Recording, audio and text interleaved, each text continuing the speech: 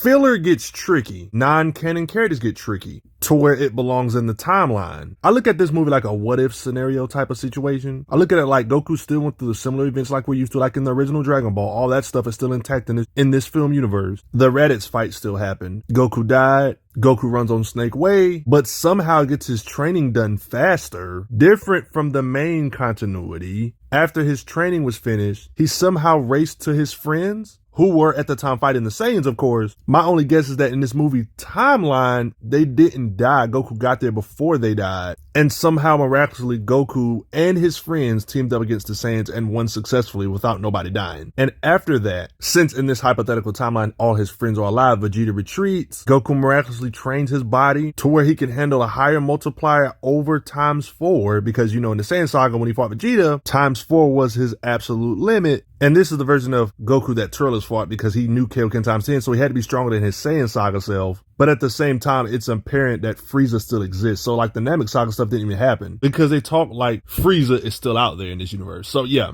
that's why I believe this is kind of like a what if scenario. Like it really doesn't fit in our main timeline at all. But let's try to analyze the Tan Goku. I believe he's better than Goku Black in my honest opinion. And since he's technically not canon, some assumptions will be made. I mean, it's still a lot of similar stuff to the way the Dragon Ball universe works. Like Turles has the standard Saiyan tail, can transform into a Great Ape like other Saiyans can. Like Turles technically can do that stuff too. So it's not too far, but it's just like a alternate timeline of the similar events. Turles is a chi manipulator type character. So, you know, the basic stuff that all the major fighters, the ki manipulators can do, he can do too. Channeling his inner energy to amp up his strikes, his energy blast of all sorts, like his own super concentrated energy blast. I mean, he's a ki control type. So it's no wonder he can shoot an energy barrage, ki blast mirage. And the cool thing about Turles is that if there's no moon and he needs to transform, he can technically do what Vegeta did and make his own freaking moon via energy blast, mimicking moonlight. We could safely assume he's similar to other Saiyans being raised on a planet that's 10 times the gravity of Earth. I mean, he's quite literally a what if scenario if Goku never bumped his head. So Goku during this time period, I think we all can agree that Turles can lift more weight when it comes to his muscle based on how he was always raised versus Earth's gravity. Stated, it has helped build their bodies. That's the secret to Saiyan strength. The reason why I'm bringing this stuff up is because Goku at a point in time was struggling to stand on this planet. But even before these days, Goku still could lift hundreds of tons. What do you think Turles can do if he struggled standing on this planet? And back before this, he could lift hundreds of tons. Yeah, so if this Goku can lift, yeah, Piccolo that was this much larger than him, yeah, that's his foot. If a younger, weaker Goku that can't even stand on 10 times gravity can lift this kind of weight, hundreds of tons, and this is before the 10 times gravity training, what do you think Turles can do? You see? Yeah, if Turles was in the situation, he could do it too. Turles having the strength just like Goku to be able to lift hundreds of tons above his head, tanks above his head, that's believable. Because if we want to get into power levels, if this movie universe version of these characters had similar power levels during their version of their Saiyan saga, this could kind of give you an idea of where Turles would have to be. Beings with a power level of 18,000 like Vegeta can without a doubt destroy a planet like Earth. Matter of fact, it gets worse. Vegeta, without even using a charged up ki attack, a casual energy blast can do this to a planetoid in the moon, it appears. And his power level at this time was apparently 18,000 during this time. You're probably thinking, what does this have to do with Turles? Well, look at it like this. Namekian type characters like Piccolo's blast, even in a weaker state, can incinerate whole planetoids like the moon. The weight of Turles' hits do this to Piccolo. Even he uses a special beam cannon. Turles counters it with his own blast and blasted Piccolo away like this. Somebody that can easily blow up moons. So it's obvious Turles can blast away moons with laughable ease because we literally see Turles be a stronger version of Piccolo that had a power level the same as this guy's, stated right here. And we know power levels this high can destroy planets like Earth, bigger than the moon. Yeah.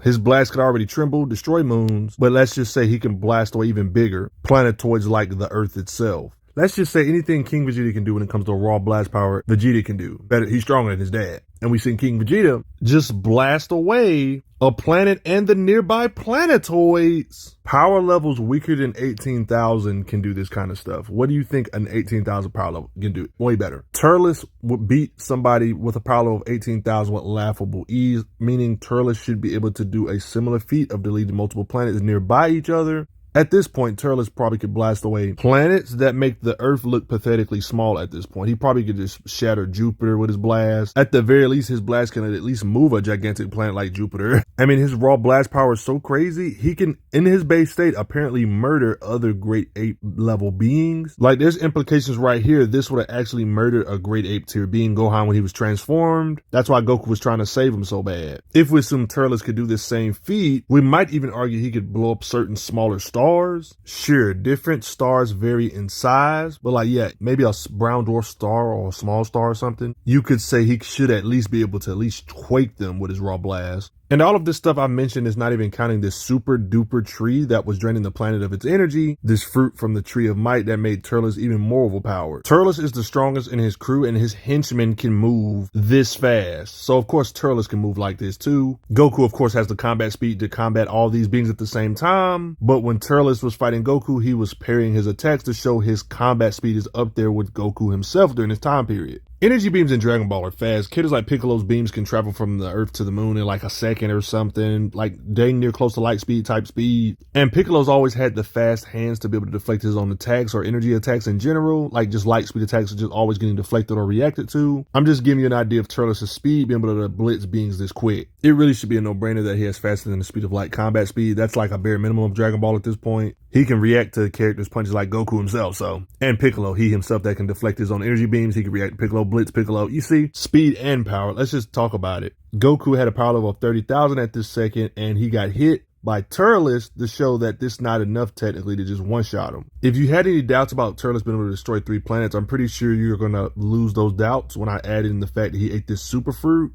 that increased his power so much that even when Goku multiplied his power times 10, Turles was too fast for him. He was on a totally different level of power and speed. Yeah, the weight of Turles' hits can do this to Goku at this time. Honestly, he probably could have did this without the fruit, but he literally soloed the Z Fighters. Same with Piccolo in this situation. It's just not even fair at this point. Literally knocked out Goku cold.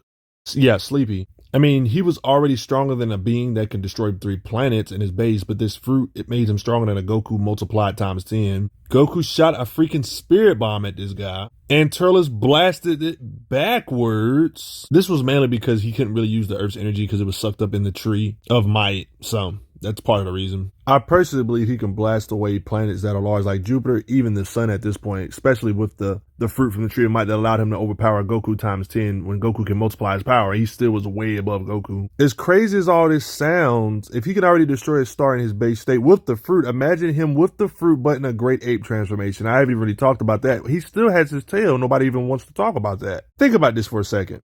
If Goku started off this movie with a power level of 30,000 when he was fighting Turles before the fruit, then does Kaioken times 10, that means Goku's power level jumped to like over 300,000. And guess what? Turles, with the fruit, was still too fast and strong for somebody that has a power level of 300,000. So bare minimally, Turles had to have a power level of 300,000. Bare minimally, he was curb stomping somebody. Like, I'm being disrespectful saying his power level is at least 300,000. It's way above that. But let's lowball it. 300,000. We know Turles still has his tail. If he was to get a Great Ape transformation on top of the fact he has a bare minimum 300,000 power level, bare minimally his power level would be in the 3 million range. If we talk about him with the fruit and the Great Ape transformation, that would technically put Turles above certain forms of Frieza's power level. Like, it would probably take the last form of Frieza to even take on Turles at this point. If we add in the Great Ape transformation with the tree, I'm lowballing the heck out of Turles' power level. I was assuming he had the same power level as Goku. We know he doesn't. He curb stomped him, but he can't really control his Great Ape unless you're like an elite Saiyan. So let's not count the Great Ape form. Let's just count the Tree of Might. Yeah, we know Frieza can destroy planets like Planet Vegeta in his first form with laughable ease. Turles and his game were confident when that fruit gets mighty enough, they would be able to take on Frieza, and they wouldn't have a hard time with Frieza. They might not know about Frieza's other forms, so they could be talking about his first form at least or something. If King Vegeta character is that weak in the saga, movie Turles should be able to destroy more than 3 planets that are lined up next to each other. If I'm being honest, if King Vegeta could do something like that. Who's to say Turles couldn't wipe out 6 planets that are next to each other or something, that are close by with his blast power? But how do you like Evil Goku? There's not much more to say. Turles is a beast, non-canon character, pretty powerful, and he's a cool Evil Goku variant, I would say. Better than Goku Black, but what do you guys think? Don't forget to hit that like button, and thanks for the donations, everybody. Turles. I'm glad you are enjoying your time on the channel. Make sure you check out the playlist on the channel to see other How Strong videos. If you like what this channel is offering, make sure you hit that subscribe button, and I will see you guys later.